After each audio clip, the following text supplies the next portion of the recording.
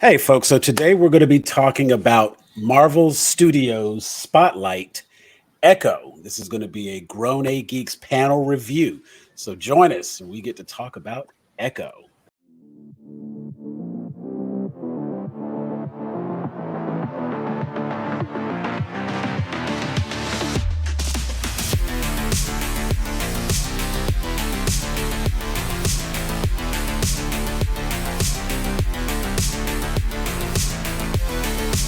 And we're back. Thank you for joining us. This is Grown A Geeks Gag Panel Review, Marvel Studios Spotlight Echo. I am your host, Elder Geek Sam.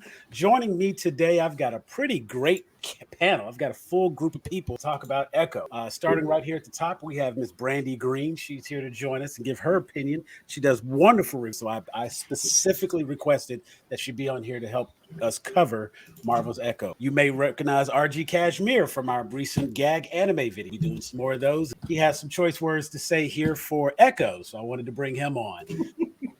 Coming back with us again, the marvelous Miss Kennedy, Teresa. She's here for all things Marvel, and we love having her aboard. Brought her on. And of course, my co-host, as always, we got JP&T, Jeffrey Taylor, here with. We are going to be talking about Echo. So, everybody say hello. Hello. Hello. Hi. What's up? All righty. So, everybody had a chance to watch Marvel Studios Echo. This is Marvel Spotlight. That's a new little branch, little division they're doing where they're kind of like offshooting for little mini series. I wouldn't say it was a full, wasn't like a 10 episode series. Disney Plus and Marvel have done pretty good with their mini. Like we had WandaVision, which felt like a full series, like it could have had season 2 or season 3. Same with Hawkeye, honestly, like Falcon and Winter Soldier. Like those shows felt like they could go on. This kind of felt like it was beginning, middle, end. Like it's done. If I don't see anything else, I don't expect to see an Echo season 2. Is that feel right? Is that kind of how they did this? I think it was open ended. I think she may show up in other stuff. Yeah. Like here and there, like an episode here and there. But Right. yeah, I don't know if like I don't know what her next conflict would be, but I think it's more just like, an introduction, like it says, a spotlight. You know what I mean? Like here's this character. We saw a glimpse of her in Hawkeye. People were interested in the character. So here's a little quick 6 episodes. We can dive a little deeper into who she is, her relationships she has that go back into what we've already seen in the MCU, which because like now the Netflix stuff is canon. But I think they left it open-ended, and I think they left it open-ended for various reasons that we'll probably get to in our later discussion. Gotcha. So real quick, was it overall positive? Did everybody have like generally positive vibes about it? Did we all enjoy watching it? I did. I did. You seem a little conflicted. Like I did, but I did. Okay, we'll let you break it down here in a moment. RG, how'd you feel about it? Did you enjoy watching Echo? No, I'm kind of mad. Oh, okay. You Kind should of have gone mad. to me first. Okay. Okay. Teresa, There you did you go. enjoy watching Echo? I think I had my reaction is going to be much the same as Brandy. It was positive, but it's not. It's not like, hey, woo, I can't wait to see her again. But I mean, it was positive largely. Okay. And that's fair. That's fair.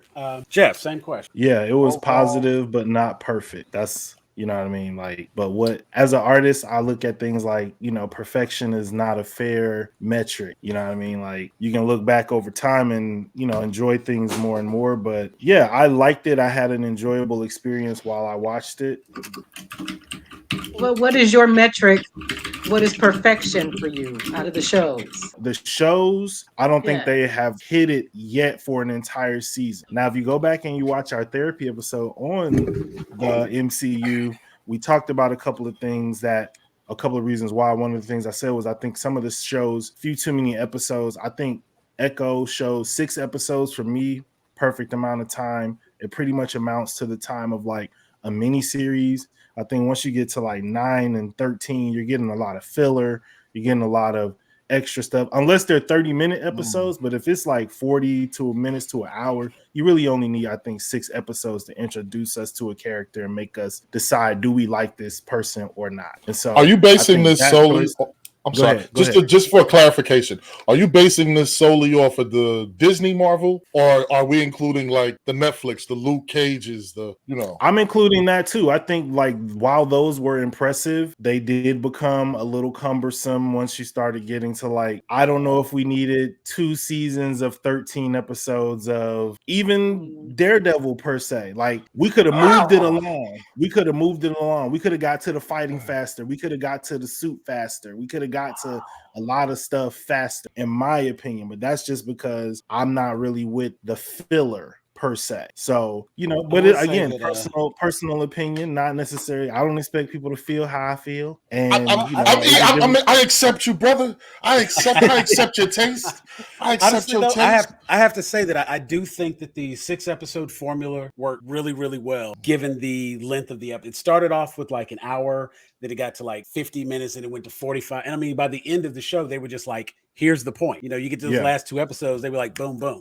You take one good weekend, actually, you take a solid day and you can watch the whole series. It's For not real. Yeah. long, it's not drawn out, it's not overly cumbersome. And just to hit all And the I think points you that that's mentioned, important. I think that that's important for a new character. Like if we bring in somebody back that everybody knows and loves, cool, we can go a little bit deeper. For a new character that we're just introducing to the universe, or a character where it's like they were in the movie, we they were a diving into background them player. specifically now because they were a background player or they were a sidekick or something. I think we can figure it out in 6 episodes. I would absolutely agree, because I think when you have, like when we saw Elijah Bradley and Falcon and Winter Soldier and his grandson, anybody who does follow the comics, we know that ends up becoming Patriot like that. So of course, seeing him, knowing that he's probably got that blood in his system and could end up becoming Patriot later on down the line. If he gets a spinoff, I've seen him, I know who he is, and you could do like his whole 6 episodes. cameo the first time is like in the opening, boom, we're caught up. We know exactly who he is. So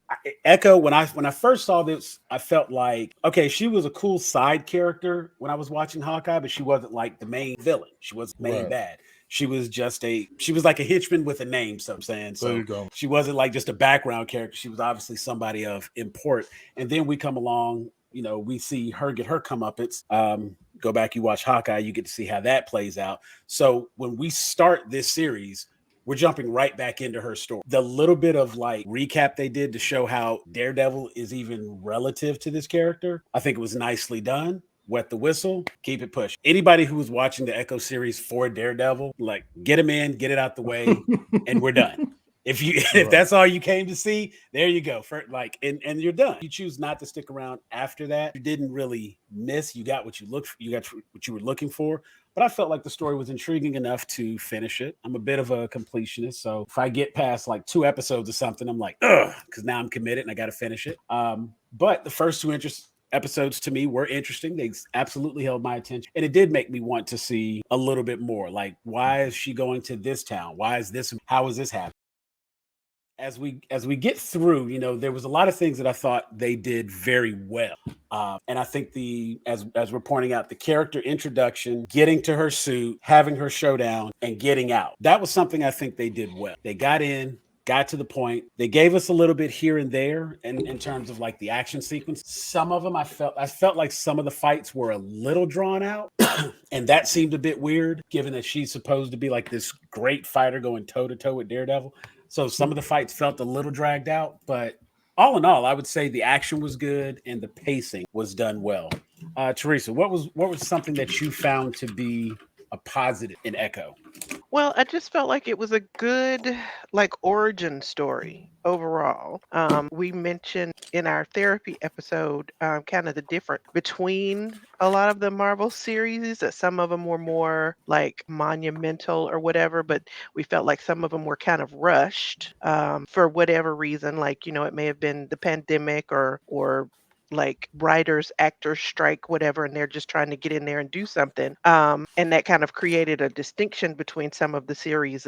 I feel like Echo is one of the one where it's a good backstory. Since we've pulled this character and we decided we want to learn more about her, I feel like it did her a good backstory. I appreciate Marvel studying and representing her character's background. Now, I'm not a Native American, so I don't know if all of that stuff was accurate or what, but it seemed pretty good to me.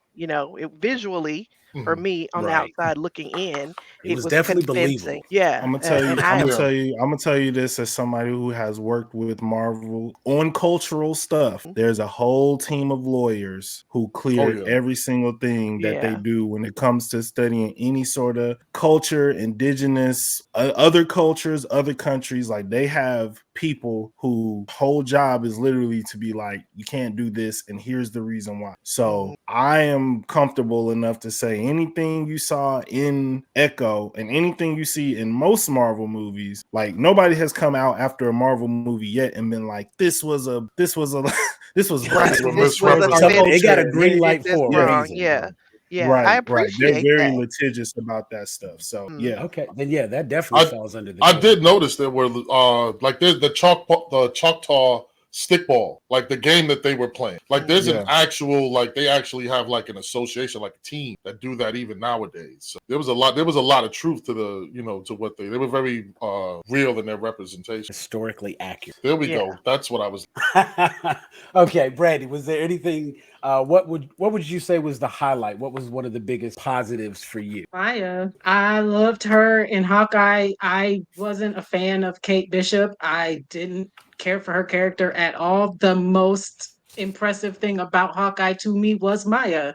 I wanted to know more about this girl. Who is this girl? This deaf Native American girl with one leg who just came in and wrecked shop. I want to know her story. Yeah, no, I'm sorry. I'm not a Kate Bishop. Like, oh my, if it wasn't for Yelena and Maya, I would have checked out a Oh, Hawkeye. Yelena That's was the fact. awesome. When they went back and showing her childhood, I can never remember that man's name, the grandfather character, the one he was in The Last of Us. He used to be on Northern Exposure. I love him. Okay. So like the minute I Oh, saw him, I was like, oh, we good. Warren We're in good hands.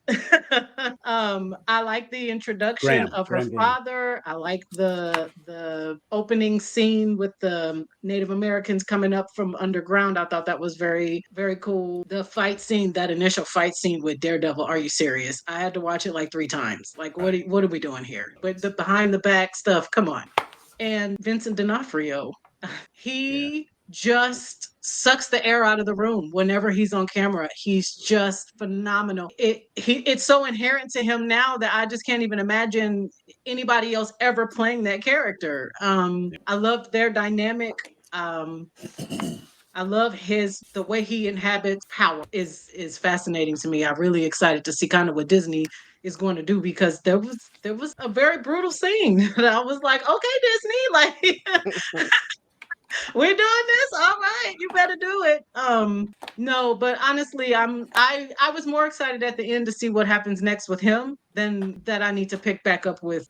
She'll come in, we'll see her. I'm good. She's established, but RG, was there anything positive for you? Was there anything that falls under the I like the way you phrase that.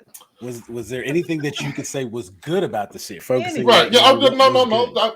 I want to. I want to be a part of the group. I want to contribute something positive. What I will say was positive about the show. I do like the Native American, the first people representation. That was big for me. I like the whole setup with. I like the idea behind using the ancestors as a basis of power. It's almost similar to like Black Panther. I feel like they set something up very very good there, for Native Americans, and for future to explore that in future episodes, or in future, another series possibly. Like Brandy said, Vincent D'Onofrio that's Kingpin. He nails it. He kills everything he's in. He I do look forward to seeing him again in the future. And it was only 5 episodes, so yeah, that was positive. Got jokes. Got jokes.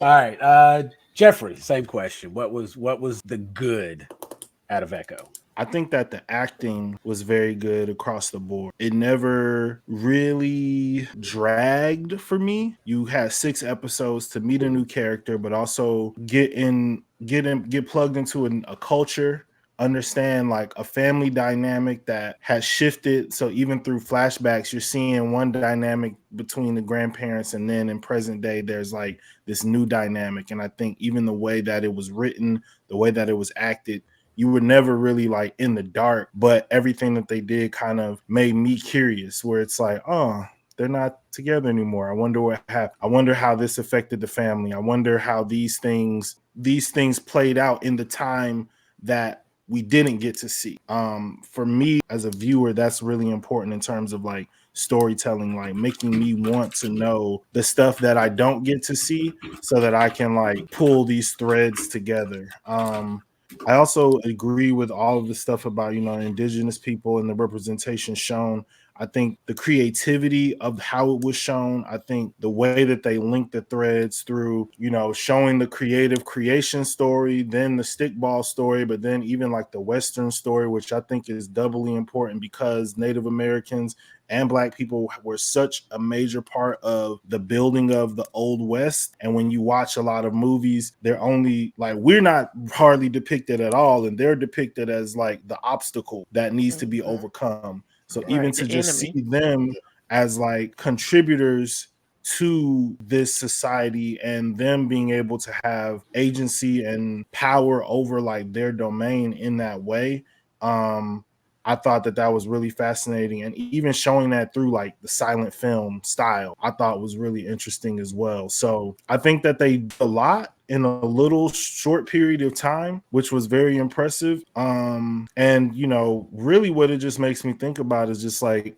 looking even at the age of some of the indigenous actors, and it's just like, man, like these people are really incredible. And like, they don't get to be in nothing if we not talking about indigenous story. So, not just giving them something to do out of pity, but like finding actual like good people who have talent and creating a story that was like worth them telling, worth them giving their art and their skill and their talent to. I really enjoyed seeing that. I really enjoy seeing new actors that I haven't seen before, or actors that I haven't seen in a long time, who don't get a lot of opportunities. So, and then Kingpin, obviously, like, I don't want to Barbie this up and like just talk about the white dude, but I mean, Vincent D'Onofrio is the man, and he did a great job of just this weird, like power silence, but tenderness and wanting to care. And like, you forget sometimes this is an evil dude because of his relationship, how he cares. So, yeah. There's a certain precision to Kingpin, even when he's being generous and showing love. While he doesn't take time to learn sign language, he has access to the technology that allows him to speak freely. That was cool. Right, yeah. And it's a moment where you can see it from, like, she says something, for those who haven't watched it, it's been out a while. She says, you didn't even take time to learn sign. But there's a part of me that was like, yeah, but I'm sure that contact lens ain't cheap. Like, Right. Like cut the man some slack. Like that's the kind of thing, American Sign Language is something that, as with any other kind of language, I'm sure it takes time and practice and repetition. And it's probably not something easy to learn. Everybody else in her life learned it. Right. All of her real family learned sign language. Absolutely. Kingpin, who was trying to insert himself as her family, as a surrogate, try to work around, right? You know what I mean? And to his credit, and that's like, Kingpin's whole thing. It's like, I was about to say that, is afraid to do the work. He has the means to simplify he also has for the means him to learn sign language. But he's not real family. I think it emphasizes the point that he's portraying like he's real family, but he's not, like you said, not putting in the work that actual real family does. It's a relationship of convenience. And so his love, I think given the time and duration that he would have had, the exposure, it's something that, he probably should have learned when she was younger. And he probably has like some basic conversational capabilities, but not fluent like everyone else who grew up with her up until that point where she moved away. Because it seems like I don't know if she was mute from birth. Think about this. Never able to speak. Think about this. We're not going to when she moved away, she was about when she moved away, she was about, let's say 8. Yeah. Mm-hmm. From 8 to whenever she left is a longer period of time than birth to 8 years old. Kingpin had longer than her family had to learn this. And Kingpin said, you know what? I can just have this white lady stand in the corner and do all my was with her dad. Man. So the thing is, she was with her dad. Kingpin only knew her because he was doing business with his dad. His dad her dad worked for King. So it's like, hey, I'm your uncle because I got your dad doing all these bad things for me. You know, why am I going to take time to learn my employee's kid language? Because I'm uncle. I only see you when I come around to drop your dad a pack or tell him to do something. He's running a whole sweatshop. Like, he's... Nah, he took a That's liking how- to her though, because He remember took when an she's a little interest, kid, though. she's Right, in the yeah. SUV when he beat up the ice cream man. He took So, an like, interest in her. And her uncle, coming who back was to the her point, uncle back in the hometown, knew sign language too. So coming back to my point, You from don't get his off the hook, perspective, Kingpin. he was showing the love because I said he's very precise with everything that he does. And yes, it was a way for him to insert. She flipped it around on him directly when she said, you didn't even take time to learn signs. So I'm not like, that part was driven home immediately. She called him out on it. Damn near. But the precision in that he wanted to be able to communicate with her without having a third party and be able to just speak direct in his weird way. That was him trying to reach out. Because keep in mind, this is the person that just put a bullet in his head. So that's a hell of a gesture, all things considered. And that's the only point of that I make. Now, Vincent D'Onofrio, for me, obviously, he's been great as Kingpin every time I've seen him. He just becomes even more interesting the more I see. He's so scary. Just like it is silently. What gets me is his speech pattern. That's what adds the element to him. Like, everything he says seems so very meticulous and intentional, deliberate. and he does not stutter. And whenever he speaks, it's what he intends to say. It's like, it's something about the way he talks that just makes it, that delivery. Like, when people try to like come up with a weird way to do their character, some little, Jared Leto method acting, I'm gonna be weird, and you get these interesting takes on different characters. And keep in mind, we had the Daredevil movie starring Ben Affleck was out, years ago. Great What's movie. the gentleman's name that was Kingpin in that? Michael Clark Duncan. Rest in peace. He had he came in and he was talking like this, and he was imposing, and he stood over everybody. He was a big guy, but he was just big, and he was just large. Vincent D'Onofrio seems a little threatening. Absolutely. All the time. Because the same voice that just said, let's get extra tartar sauce for this fish is the same voice that's like, and then take her out back and handle that business and watch it happen and keep eating the fish. Right. Just like, like he knows she can't hear anything, and he's just sitting there watching. That's like, no, I won't tell anybody. And I mean, just when I remember my man like beat the brakes off somebody and then went and had breakfast with Vanessa like nothing. He was just like sitting there like, just put some salt on the eggs and kept pushing. He's ruthless. That's what the Kingpin character is supposed to be, ruthless. I did like Graham Greene being there. I think the casting was spot on, and it was good to see some authentic casting. And I was a little confused with Cousin Biscuits, but I think it might have just been the look of the character as opposed to like everyone else. Seeing the family dynamic and how everybody kind of grew up together. Apparently, everybody was aware that Maya had gone into family business and doing what her father had done previously. And so they were all kind of like standoffish and didn't really want to be involved. And yet it also feels like it's one of those things where a conversation or a phone call could have fixed a lot of this. And I really hate when you're watching a movie or a TV show or something and a character like wants to say something, but they don't. And then 5 episodes go by and then finally they say it. And you're like, you could have said that like Iron Fist. You could have said that way back then and you would have saved all of you have to have the element that drives. So it's like, if we don't have that conflict with the grandma, like, I didn't think you wanted to see me. Well, you didn't want to see me. No, I've missed you the whole time. I've missed you too. Oh, we should have said this. Like, really? That's how we do it? No, somebody needed to remain bitter and petty. Just getting ready to You're leaking into my territory. See, so okay, well, while we're talking about what could be better then, how about that?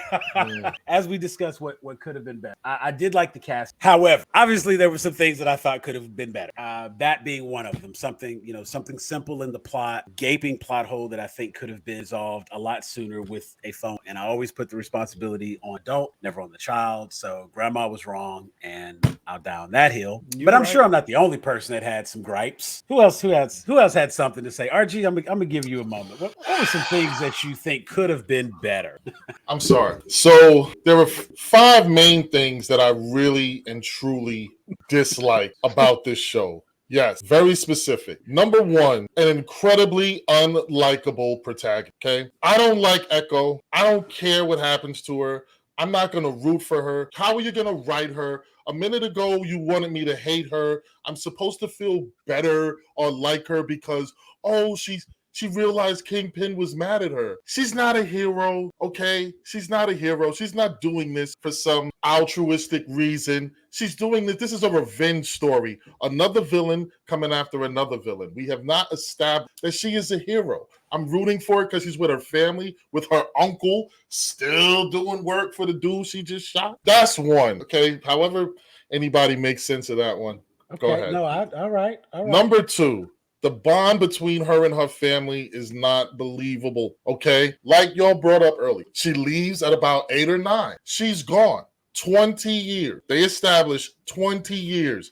In 20 years, what grandma is not going to call her grandchild? Her daughter is dead. I'm going to keep in contact with my grandchild while that piece of crap is raising my grandchild. I'm going to make some phone calls. Somebody would have answered a phone call and then kept the same number in 20 years, right? She texted her, right? She texted her when her dad died. How did she find out? Oh, probably the uncle who was like, oh yeah, they had a death in there and Maya's dad died. So she texted her, oh, this, and she doesn't respond. And there's still this love fest from this kid. Does anybody in here have a love fest with somebody they hung out with in 3rd grade and didn't see again?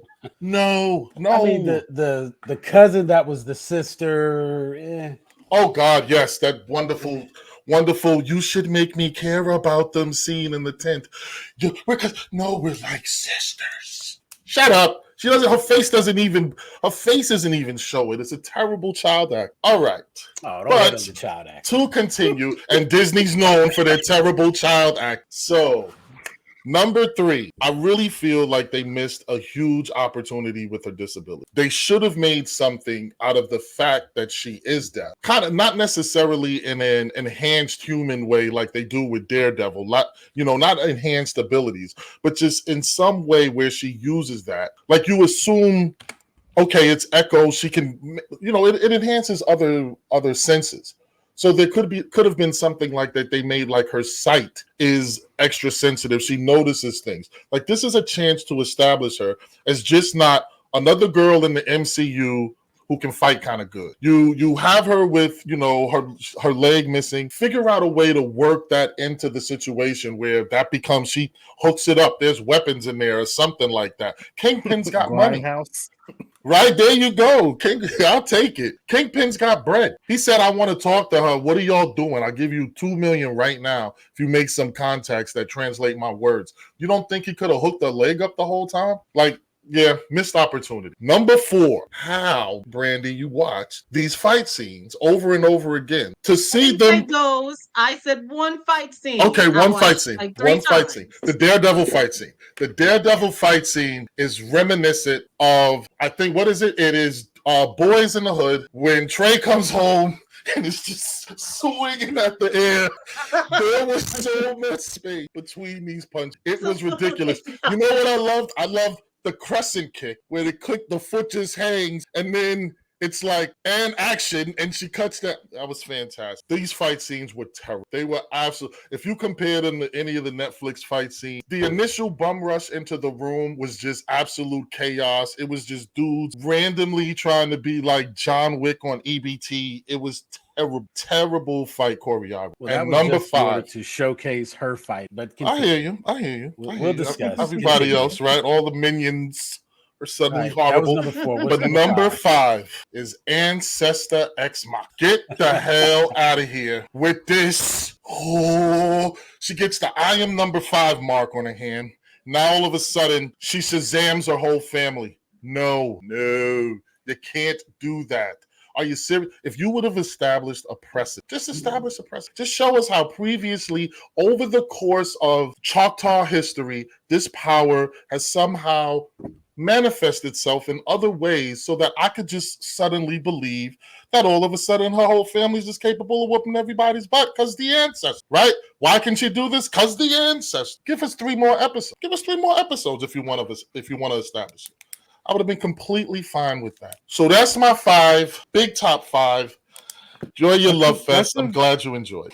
I don't feel that that's invalid. That's a fair 5, and that's definitely 5 things they could have done better. Jeff, Get him, Brandy. I see you chomping at the bit. Let's start with what could have been done better before we get into our closing thoughts and dissect his 5. Word. I will say that I agree with some of those points. They didn't ruin the show for me. I definitely did think like some of the fight scenes were a bit I punch you punch. You know what I mean? And if we're coming into this in the world of Daredevil, that got to be tightened up a little bit. And if you coming at it from the standpoint of like she fighting Daredevil, then I need to feel like all these other dudes should be light. Now I get it. It was her first fight, and she was like, you know, it's a difference between fighting a dude in the ring who you know not gonna kill you because your uncle gonna kill him, and then fighting some people who actually are trying to kill you. So I get that, but I do think that like even once it clicked in, it should have been more bing bang boop. And it was a little bing bang boop. And it was, so I agree with that point. I do think that they did a good job of establishing like the trail of power through the ancestors in the like kind of vignettes they were showing before some of the episodes. But I do think it was weird that like all of a sudden she has power. Like I kind of assumed it was I kind of assumed it was more like these are folk tales of the people in our family and you know, magical powers. But as these stories have been passed down through the generations, the stories have gotten more and more fantastic. And so, you know, that's where the magical powers come from. You want to speak to that, or Teresa, did you want to speak to that, ladies? Okay. I don't have a bunch of rebuttals. I don't. Okay. I still stand on I liked that fight sequence with Daredevil, but I always preface my stuff by saying I don't necessarily go in looking for like the technical aspects or how do I like it? Does it make me happy? How do I feel when I'm watching it? Like right. I don't go in looking for the nitpick. Not that I'm saying that you do. I'm not saying that. But I agree. The end with the power was very. It felt rushed. I definitely agree with you. I was just kind of like, oh, we got powers, but we didn't really establish what all the powers were. Like, yeah, we had she gave him the flashback, and I was like, ooh, that's really deep that he went back to his childhood, and then it was just over. Like that was like he just got on a plane and left. Like hey, I'm done now. All right, never mind. You know, She healed his heart. Now he's the Grinch. What did you do to me? Right. I was like, oh, okay, but I mean, I don't know. I like the character. Like, first of all, biscuit slander will not be tolerated. Okay, the whole episode, I literally wrote it down. Nothing better happened to biscuits. I was invested in biscuits. He didn't mean no harm. He's a magical Native American. You know what? Let him cook. Him and his dog. It drug in places. There was for it to be a short episode. There was definitely times when I was watching it like, can we get, you know? I felt everything that happened at the roller skating rink took way too long. Yeah, exactly. For that to be the outcome of that, like, right. Can we have a little bit more action? I just needed it to be a little bit snappier. Right. It needed to be like mid-fight, a phone rings, and then it's like pause, hello, and then you walk away. Now everybody's like, wait, that's it? And you can put the look of shock on everybody's face. You break up. That would have made more, because then the line that follows it, there's only one person who could have made that call. Oh, okay. That had some relevance. Her revenge plot was a bit murky. I wasn't entirely sure what the train scene was really cool. There was a really great scene of like cinematography where she was jumping off the train. I was like, that's awesome. Okay. I don't know what we were doing. Like it was a nice shot. Looked good doing whatever it was they were up there. Right. So it's not that I'm sitting here like it was the greatest show. Oh my gosh, I could watch it over and over again like Loki, but I still love Maya. I still love that character. I I want to see more of her. I agree with the leg. In my head canon, she didn't want anything from him, and that's why he never gave her an enhance. You see, when he was even when he put the thing in her eye, she was kind of mad about it. I don't know, but that is a valid point that he could have done so much more with her if he was going to use her as his like super soldier, which is weird because she didn't have powers then. You know what I mean? I don't know. Anyway, She just fight. she was just a great. He just loved her. She's a great gal. I mean, maybe she's a black belt. That's the only thing. She took karate when she's a kid. She's been taking karate for 20 years. How that translates into street fighting apparently is the case. So Hey, we'll go with that. also, honorable mention. That was really, really a good scene when after Fisk got done beating the man in the alley, and she comes in, and you think she's going to be like, "Oh no, what happened?" Yeah, that was a I nice just thought little that was add in. cute. But Like a honestly, I nice. also felt like that was a little bit of foreshadowing to kind of give you some insight to her character. Because to the Right. point RG made, like she is not to be celebrated as a hero. I can absolutely Right. agree with that. And I do Absolutely. think for the most part, they kind of tried to emphasize that. Even she was like, don't Yeah, tell I don't think anybody I'm she saw here. herself as a hero either. Right. And I think so in I that don't in in the that whole comics. series of street heroes, it's like most of them are kind of anti-heroes or don't think of Okay. me as a hero. Right. I feel like the only one of the like Netflix street hero shows that was like, yeah, I'm a hero is like Luke Cage. Yeah. And that Everybody was else is like, reluctant. I Even don't then, that want was a this reluctant hero. life. He Right. realized Yeah. he was a symbol and nothing. Ultimately, like she still, at the end of the day, the only thing that I can really say she did, she saved her family from imminent danger because it looked like as soon as she realized that she was caught, she was about to be out again and she was about to run. But because the family was caught up in it, that's what brought her back. She didn't want anything bad to happen to them. And, it wasn't like you said, there was no altruistic motive behind it. It was just, she wanted to hurt him and maybe she was trying to clean up this one area so she could come back but needed that Yeah. element to be gone because in her mind when she got there she thought Kingpin was dead, and so she gets there, she can stop everything else that's happened because the very first thing she does, she goes to her uncle and she's like, hey, help me and we can put a stop to this. Meanwhile, everybody around town's been making money on the side with what Kingpin's doing. Now there's an opportunity, and he, because he wasn't picking sides until he had no choice. I'm saying, like, once it was evident that what was going to happen next, that's when he decided, like, okay, if you're gonna fight, then I guess I'm with you because I ain't got no choice now. So it wasn't like he wasn't doing her any favors either. That was Uncle Henry. I definitely think your list of 5 complaints, they're like I said, they're valid. I don't think there's anything really to argue against those. One of the key things though, and I'm gonna stick with Brandy on this, as far as that first fight, if you rewatch that fight, just that one, don't worry about the others. Like I said, they felt like it did kind of drag out. But if you rewatch that first fight, you can see how she starts off a little unsure, and there is kind of that like, oh my God, this is a real fight. I've never been in this kind of situation. And then she begins to turn up, and then there's like, oh wait, who's this guy? He's better than all these other. There's a moment where Daredevil like catches her leg and like elbows it, and nothing Yes. happens, and then she Yes. turns and kicks. And I mean, there's little details in the choreography that do make that fight a little bit better. And ultimately, even then, it was like, not many people can hold their own. She didn't win that fight, obviously not. But Right. look at what he's done to most people that fight Daredevil. Right. So it looks like a win walking to away everyone else from a fight with because- Daredevil and Netflix series is winning the fight. For real. Right, like For real. like you said, did he win? Nobody wins in a fight. It's everybody gets bruised up in Daredevil. Well, I definitely think We those gotta are go to those- Teresa. So what are your I just think I am watching this as I watch all things from, and especially when it comes to the Marvel stuff. Once again, I do not have the comic background, so I am not burdened by the canon and all of this other stuff. And as we mentioned before we came on, I'm even kind of new to the cinematic television universe, whatever. So I think I bring kind of a youthful exuberance, if you will. And I'm not critical of a lot of the things that are going on. I am going at all of this for entertainment value. If I Right. come out entertained, got my blood pressure up a little bit, I got a little energy watching it, I'm good. Fight choreography, yeah, that's not a phrase that I use a whole lot. I love that.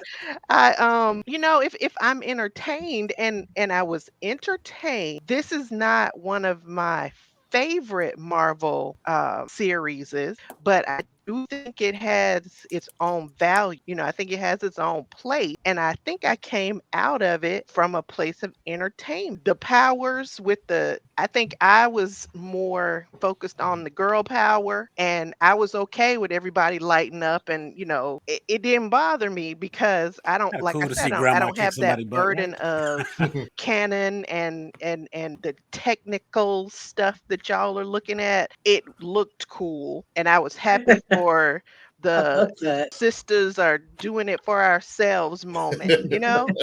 So No, I'm with I that. so love that though. I'll Like take you it. have to be like that sometimes, I think. Sometimes yeah, I think you we know get what? bogged down in Right, the nitpicking. fantasy and sci-fi Mhm. and superhero, all of that is what I like because I like the escape from reality, Right. from the Right. mundane, from the stuff that, that goes on that you kind of want to forget about. So this stuff is super, it's fantastic. I'm forgetting that and I'm entertained, so I'm okay if it doesn't make 100% of sense, or if it's not what happened in the comic book, or.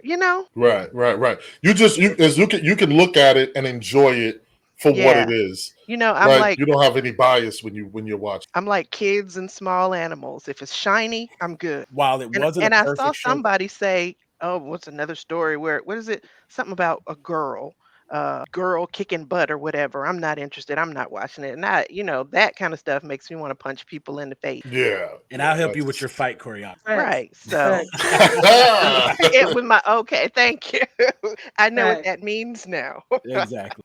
Now I will say I did have some things because I'm not totally critical without like positive reinforcement. There are definitely things that I felt like to make the show better if they do it again. Like for example, you have to have intention with a show like this. And what the thing that right where you can just show us what the intention is, not just a girl fight, right? I don't want to just see the more, the just the push of the super girl power without give me intention. Make me root for her. I want to root for her. Like I want to enjoy it, but I can't root for her. And that's why I feel like more episodes. Like just I don't see anything wrong. I had zero problem with long episodes with a lot of episodes in a show because I want to get drawn into the story. I have time. I'd rather get drawn into the story than just get a couple of moments of flash. I got YouTube for that. There's other mediums where I could watch something and just see a bunch of explosions. I got anime for all that crazy flash. I want a good story. I want a good human story. These are people. And that's what they have to start doing with these shows, right? It's easy for them to do that with a show like Loki because we're invested in Loki. We like Loki. We're already rooting for her, but with her, she's a new character. Why am I watching her? Why do I care? Like, why do I care? Like that's what they really have to like push forward more with this type of show that could make it better. And So let's move on to some closing thoughts here. As far as who should watch, this is I think we got 5 different opinions. Who do you think should watch this? We'll just start across. We'll go at the top. So Brandy, RG, then Teresa, and then myself. So Brandy, who would you recommend this show Echo for? Who needs to watch? I just recommended this to my friend because they were like, "Well, we want to watch Echo. Should we watch anything to understand that?" And I said, "Watch Hawkeye." So I guess if you watched Hawkeye, you should watch Echo. If you are interested in where Marvel is going as far as how are they going to start integrating in the Netflix character more, maybe watch Echo because you'll get the seeds of that looking like. It's just kind of a one off that's introducing a character. So it's not anything that you're going to, get super invested in. We'll see. I don't know. I don't feel super disappointed there's not going to be another season like Moon Knight. I'm still heartbroken about that. yeah, But yeah. Echo, I think, ran its course exactly how it was. And so, Come in, do it, get out. Yep. All right. RG, would you recommend this to anybody? Who would you recommend this to? I would recommend this to people. I would recommend this to people who go to very expensive Italian restaurants and order chicken Alfredo. That's who I would recommend this to. I didn't know where it was. I knew it was coming. I thought it was If you people find who had tortured yourself, themselves. if you find yourself at Morton Steakhouse and asking if they have chicken tenders, Echo is for you.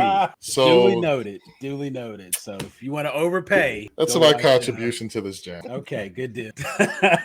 Teresa, Who would you recommend this show for? I agree with Brandy. I think that if you are like me and you enjoy the continuity of the Marvel Cinematic Television universe, and shockingly, RG mentioned Shield, and I happen to love Agents of Shield. That's another example of continuity in the universe. So if you're like me and you just enjoy knowing where everybody came from and kind of what their motivation is and getting all of the Easter eggs, I would recommend that you watch Echo. Maybe don't analyze it, super analyze it. Just watch Yeah, it. you don't have to watch it like we watch it. Right, right. Just watch it so you know where she came from. If you like the continuity and just knowing what's going on, I would recommend catching Echo. Continuity. Jeffrey, who would you recommend Echo? I would recommend Echo for all the young girls out there who want to see somebody kick ass. I was playing. No, definitely would not recommend this show for young He girls. put on his R&B voice for that too. I was like, No, Jeffrey leaning on the album cover. Like somebody going to the beach? What is happening? my sweater, my cable. This goes sweater. out to all the viewers. Yeah. Nah, I think for me, I would recommend it to people who are interested in seeing like representation of the indigenous culture. I think, that aspect of it was really cool for me. Seeing, those actors again, like I said in the beginning, I think they did a really, really good job of, portraying a culture that you don't really see that much on television. And seeing it in a way that's not like Dances with Wolves or we're all on a reservation and our homes are getting taken and the white man this and the white man that. It's like, yeah, the villain is a white man, but it ain't because he white, it's because of some other stuff. So He's a criminal. really just getting to see, because he's a legitimate gangster. getting to see people be people with problems, but just with a different cultural backdrop. I think anybody who's interested in seeing something like that would definitely enjoy the show. Very cool. My recommendation, anybody that is being a Marvel completionist first and foremost, since you do have this is a spinoff from a character that was first introduced in the TV series Hawkeye, and having she was kind of a standout character there. She just like stole the couple of scenes she was in there, and it was like, much like Brandy said, it was like, who is this person? Like, what is up with this deaf one-leg girl kicking ass over here? Like, what? And so for her to get her own series, I thought was pretty impressive. And all in all, I'm not disappointed. I'm not, shouting from the rafters, but I'm definitely not disappointed with her solo outing. I think the story that they were trying to tell was adequately told. And anybody that wants to complete their Marvel journey and likes connecting all those Easter eggs and, doing it all, this is definitely going to be one for you. Outside of that, I would say to kind of touch on what Jeff was saying, I do think the representation aspect, female heroes or characters, careful not to say heroes, but female main characters, be it powers or otherwise, like we definitely see some of the street level characters, and I think they're taking a shine where people are actually beginning to realize that there are more street level heroes or characters than people think of or give credit to. And I think Marvel Spotlight is a good way to introduce a lot more background character. This would be the show for it. But that is our review. Echo, Marvel Spotlight panel review, GrownAGeeks, talking about Echo. I do want to thank everybody who was a part of our show today. I want to give a big thank you to Brandy, to RG, Teresa, my man Jeff, and I, of course, am Elder Geek Sam. We ask that you click that QR code there in the corner. Join us everywhere you can find us. We are GrownAGeeks. This has been GrownAGeeks panel review of the TV show Echo. We thank you for watching. Don't forget to like and subscribe, and we will see you next time. But for now, we are out of here.